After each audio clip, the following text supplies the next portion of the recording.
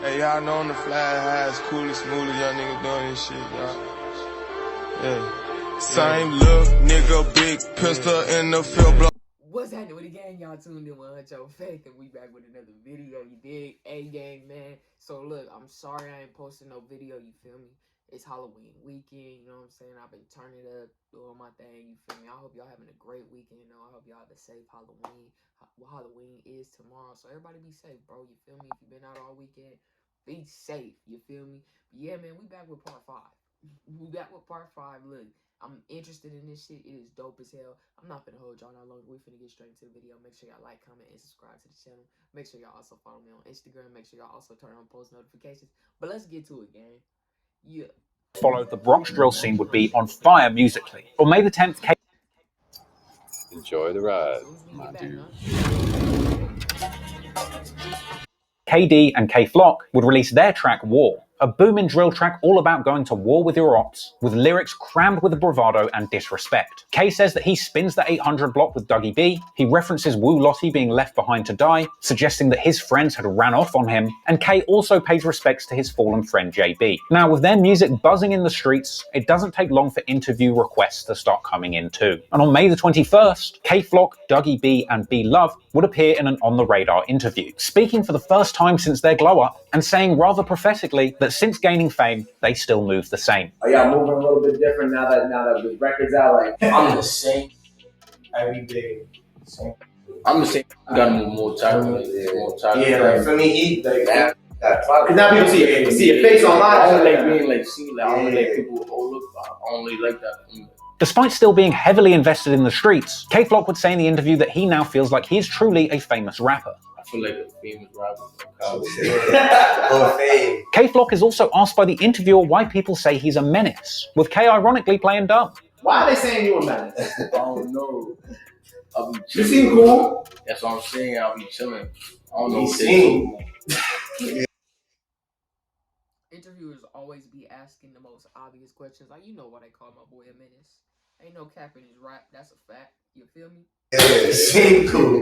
When asked by what name they go by as a trio, K-Flock says EBK or Everybody Killers. EBK. You say EBK. Everybody. Word. That's how we anybody. That's what's gonna be about. Whole EP. EBK. From here, as we mentioned at the start of the story, at a certain point, overlaps between crews would lead to a breakdown of former friendships. In May 2021, Shah EK of the OGs posts on Instagram every Flocker shot, YGs or not, an apparent diss towards K-Flock, giving his former acquaintance yet more reason to identify as EBK or an everybody killer. Meanwhile though, over in the YG studio, more members are picking up steam in the rap game and using their newfound platforms to disrespect their enemies. On June the 4th, 2021, Yus G's of the YGs drops his song Warzone. This would feature disses aimed at K-Flock's fallen friend JB as... Hey man, I done reacted to plenty of Yus G's on the channel, you feel me? If you guys ain't seen it, go ahead, check it out. This ice is so fucking good, gang. I'm not even gonna cap. We gonna get to the video though, cause I know y'all been waiting on it, bro. I don't want to keep holding on no longer. I'm gonna try not to pause it as much since I'll be thinking. Look, I'm doing it again. We getting it. As well as referencing Noah and Smelly, two of the young men affiliated with the OGs and Hybrid respectively who lost their lives as part of this feud. A little while after this song released, K-Flock would go live beefing with Raj's of the YGs, confronting Raj's who had apparently told D-Thang that he had shot K-Flock in the stomach, with Raj's suggesting that K-Flock is being a snitch for airing out their personal gang business on live. What'd you do, Rob? What am I? I might go 6, but you want me just coming in my face? Nah. You know why I don't believe you nothing you say? Cause you said, what are you dead? You clapped me in my stomach. You over here capping in your raps. Son. Why you jacking? You shot me in my stomach. Yo, bro, what am I dead? Word of my mother, I had my cousin on this. D thing even told me. D, that's who told me. My cousin said you shot me in my stomach before. You gonna get me on IG.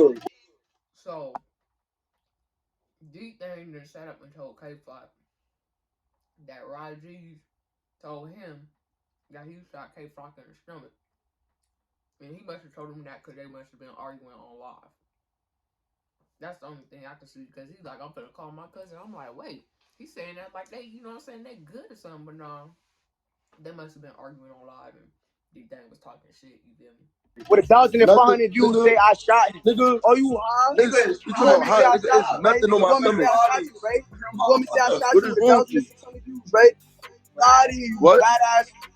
Right? You never did nothing to me. You never even, bro. I ain't gonna lie, this man going to jail. Do you not hear what he say? Fortunately, at this point, K-Flock was still putting out music in between his street feuds. At a certain point, taken to the recording booth to pile yet more disrespect on Raji's name, K-Flock's June 20th release, What You'll Wanna Do, aka Power, was a big track. The song's name and the sample underlying the UK drill beat was borrowed from Kanye West's classic Power. And in the track, K-Flock disses Raji's or Ra, saying that when they saw each other, Ra didn't shoot. He also once again references Wu Lottie tripping up and losing his life. He says openly that he's a demon and that he spins through the Bronx trying to kill, and saying that he will spin with 2 guns and take the life of anybody who represents OY. 3 days after this, on June the 23rd, Raji's would drop his own song with Nesty Flox, BTB, responding to K. The track is...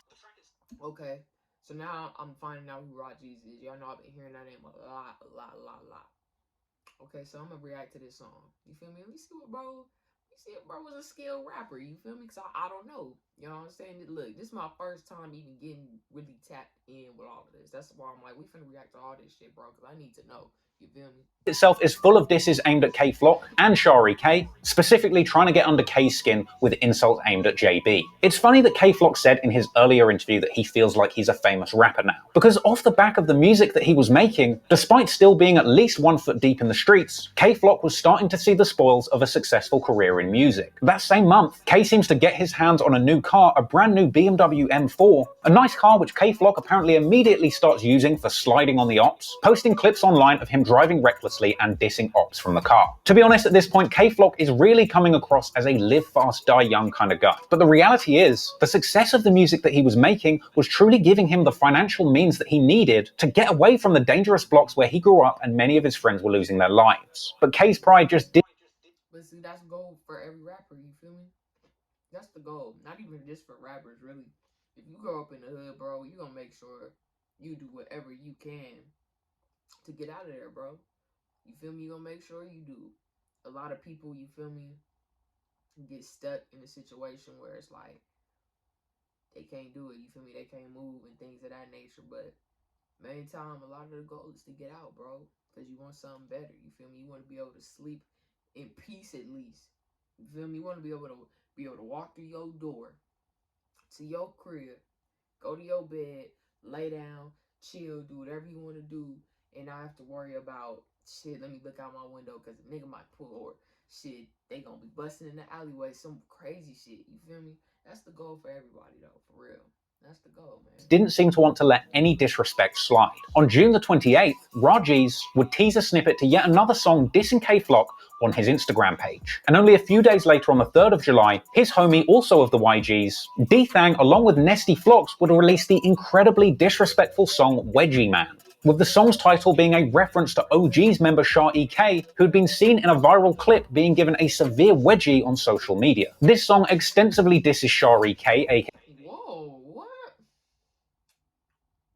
aka Jiggy Man, once again bringing would release the incredibly disrespectful song Wedgie Man, with the song's title being a reference to OG's member Shah E.K., who had been seen in a viral clip.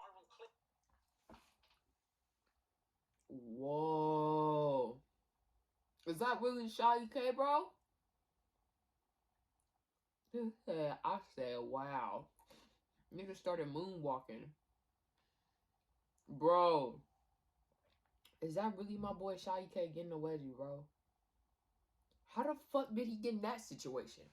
What the fuck happened? Clip being given a severe wedgie on social media. This song extensively disses Shah E.K., aka Jiggy Man, once again bringing up his earlier shooting. Nesty Flox would go on to diss other members like Lil Thunder, who had apparently been attacked by Nesty and Raji's, being tripped up and beaten in yet another clip posted to social media, but is again far too shocking to show you on YouTube. In the track, Nesty also claims to be OG's K, and D-Thang would go on to say that he's smoking Noah, Benji, and Diddy, something that you will hear him do frequently in many of his tracks. He'd also go on to say that Shah E.K. got shot, as well as dissing E-Dot. In response to this, only a few days later, K-Flock would be seen spinning the 800 YG's block once again. But this time, it was a much more serious escalation, with this provocation setting into motion a chain reaction that would lead to back-to-back killings, sparking one of the bloodiest summers that the Bronx had ever seen.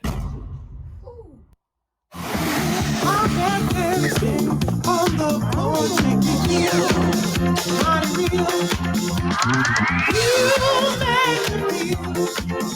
Over the summer. For sure. A few days after D-Thang's latest track, K-Flock would go live on IG once again spinning the 800 YG's block. They gonna come through with it. Right there. Hey, what's up? They don't want to come out. They know what I do. Bro, day, bitch, I'm trying to spin. Look how comfortable I am on this block. When they all in there. Basketball players. They so it's about to get lit. They grab their basketball and start leaving. Immediately after that clip of K-Flock spinning the op block begun to circulate, Raji's himself would then go on live saying that he is outside waiting for K-Flock to pull up. Somebody tag K-Flock. Somebody tag K-Flock. It's not playing. Come right back. It's outside right now as we speak. You coming through hard and all live, blocking off your lives from see your shit.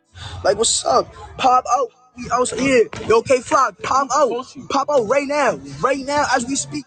You wanna make shows? You wanna make shows too? Pop out. Water my mother. Pop out right now. Pop out right now. Come up here. Where you at? Like, where you at? You weird shit. I wish I'd have shoot. I mean, know the V. I'm on y'all. We see that. We know the V. Yo. Nigga is pussy. I know that was done by the raid too. They see me the other day. You wanna go live on my block? Niggas know you on my block. Like, not worried about you. I'm not nobody live, nothing. I'm getting high on my block. Respectfully, I see you. You see, here's the thing. I personally feel like K-Flock, you know what I'm saying? He doing too much as far as the whole Instagram live and shit go. Like, I don't feel like that's a way, you know what I'm saying, to get your views or your clout. You know what I'm saying? That's just, because that's what people's going to be expecting. You feel me? Now they want to always see you in a situation that you could potentially be killed. You know what I'm saying? That's not the smartest way to go, bro. I don't know why K-Flock made that type of decision, bro. Like, bro, you already a rapper. Prove your point that way, bro. Don't spin no block, bro. You know what I'm saying? Don't do all that shit. I seen you. Come do something. Say you are. Come do something. I'm gonna blow his fucking. You a little kid, you are. Sadly from here, the consequences of this war would get very deadly, but not for K-Flock. Only a day after K-Flock and Ra Ra would go back and forth on social media, on the 7th of July at 11:35 p.m, a 19-year-old rapper associated with the YGs, known as Ty Swish, real name Tyquil Doherty, was passing through the lobby of his apartment block on Prospect Ave near East 182nd Street in Belmont. Here he was confronted by an assailant who shot him in the eye. He attempted to flee, but his injuries were too much and he would collapse outside of his own building. A situation made even more tragic by the fact that he was found unconscious on the ground by his own mother. Ty was rushed to hospital, but would sadly lose his life. 19-year-old Tyquil Doherty was killed in this shooting. He was shot in the head and lived in this apartment building. He seemed to be walking in the doorway when he was shot in the head and killed. A retaliatory attack would take place only 4 days later, with the target shockingly being a 13-year-old boy by the name of Jarian Elliott, known on the streets as J-Rip or J-Rip K. He was a J-Rip was 13? That's who I be hearing about in these songs. He was 13, bro.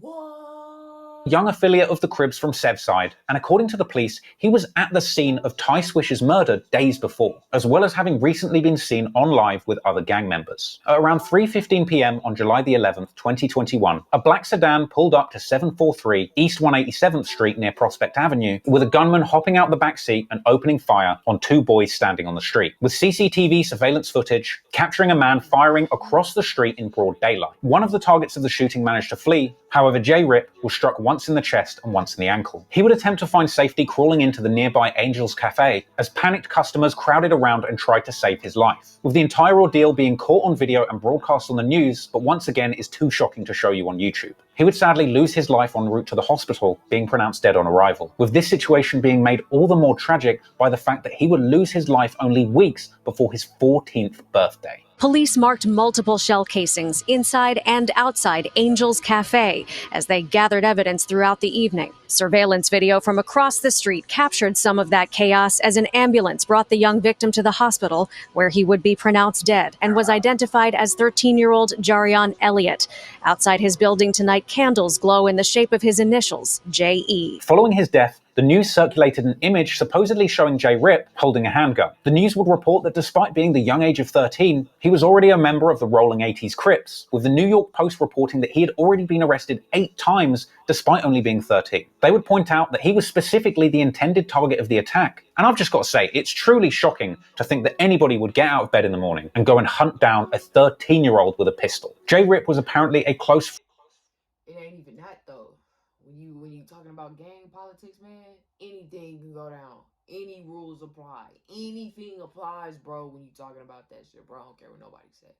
You feel me? I know it is fucked up. It's a fucked up ass situation because they be so young, bro. But it's like, when you put yourself in certain things, involve yourself in certain things, bro, shit gonna happen. Things are gonna happen, you feel me? That's why you just gotta try your hardest to make the best decision. You know what I'm saying? Try to make the right decision, bro. Don't always resort to the streets. Don't always resort to gang banging. Don't always resort to doing that shit, bro. Because, look, it's only a few ways it's really gonna go down at the end of the day. You know what I'm saying? And that's crazy to hear.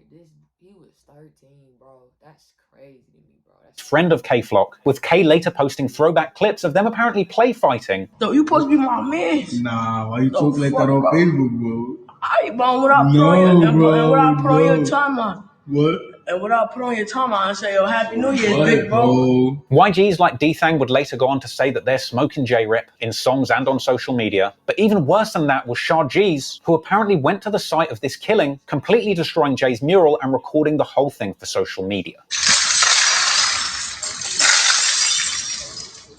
Suck my dick, nigga. An unnamed 16-year-old was later taken into custody. What the fuck? For this crime, with it being rumored to be a young YG's member by the name of Dolo G's. He had apparently been accompanied on this hit by Ra G's himself, but it would take the cops around a month to pick up Dolo for his involvement in the shooting. But unfortunately for Ra G's, the police wouldn't be able to catch up with him before his enemies could. It was said openly in the news that Ra G's was a member of the YGs and apparently present at the killing of J. Rip, and if the police knew this, then the ops certainly did too. And apparently, less than 10 hours after the killing of J. Rip, on July the 11th, 2021, a 16-year-old Raji's, real name Ramon Gil Medrano, was on the way to a recording studio. At around 11:35 p.m., he found himself sat in the back of a cab at East 187th Street and Valentine Avenue in Mount Hope. And it was here, sat in the back of the cab, when he is ambushed by 2 young men on scooters who open fire into the car, shooting him in the head and chest, leaving him dead instantly. But to make things spinning back is crazy.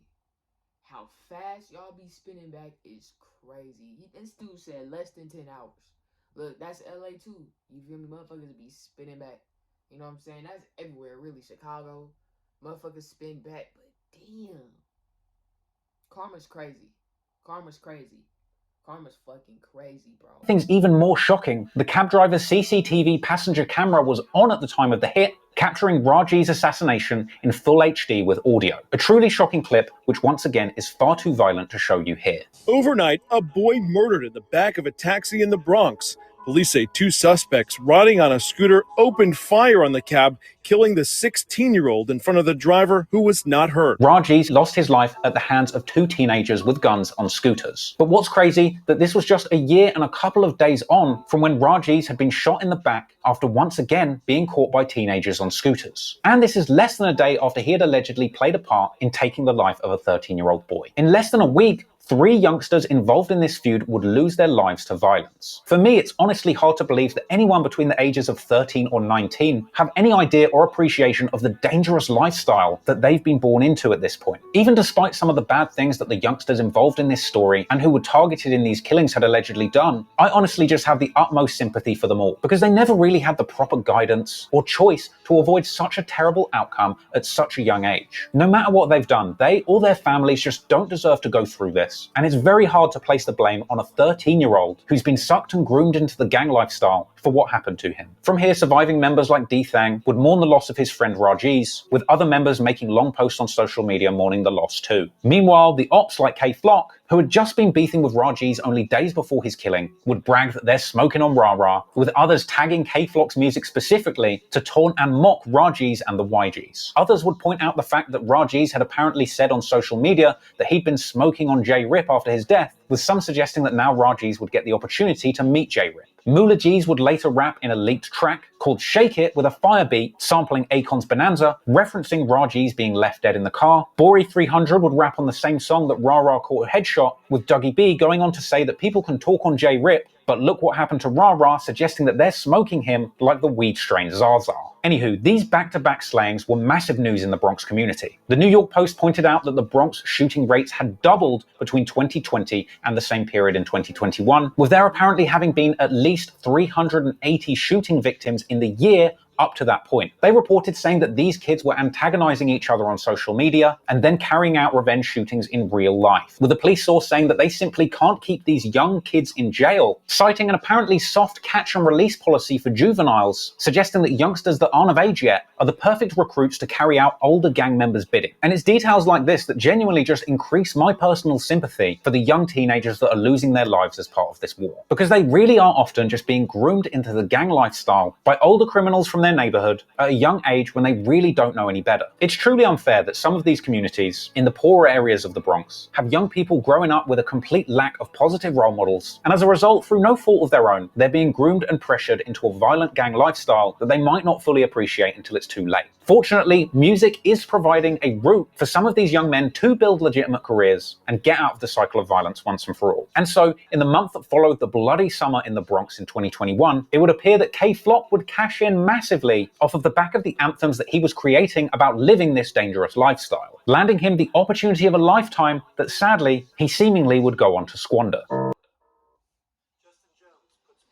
Yep. You already know what it is, gang. 15 likes. Actually, because we got almost 20 the last time I said that. So, 20 likes on this video. I'm dropping part 6. Much love to y'all. I love this shit, bro. Shout out to everybody in the video. Rest in peace to everybody in the video, bro. Much love to y'all. You already know the deal, gang. I'm out this thing, bro. Hey, y'all know on the fly how it's cool and smooth as y'all niggas doing this shit, y'all. Yeah. Same look, nigga, big pistol in the field.